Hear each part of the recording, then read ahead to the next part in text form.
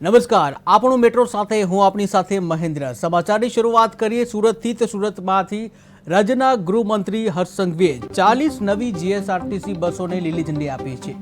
જ્યાં રાજ્ય સરકાર દ્વારા છેલ્લા 2 વર્ષમાં 2000થી વધુ બસો નાગરિકોની સેવામાં મૂકવામાં આવી છે અને એસટી દ્વારા 2.15 લાખથી વધુ મુસાફરોનો ઐતિહાસિક વધારો નોંધાયો છે। મંત્રીએ એસટીના ડ્રાઈવર, કંડક્ટરો અને તેમના પરિવારજનોનો આભાર વ્યક્ત કર્યો હતો।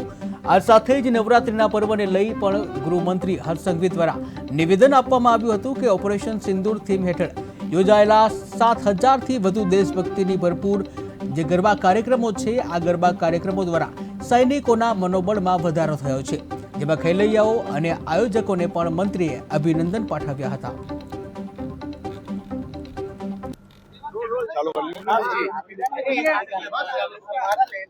આજે ગુજરાતના સૌ નાગરિકો માટે રાજ્ય સરકાર દ્વારા 40 નવી બસોની શરૂઆત કરવામાં આવી છે। સુરત ખાતેથી આજે આ બસોને લીલી ઝંડી આપવામાં આવી છે। છેલ્લા 2 વર્ષમાં 2000થી વધુ નવી બસો રાજ્યના નાગરિકોની સુવિધામાં મૂકવામાં આવી છે।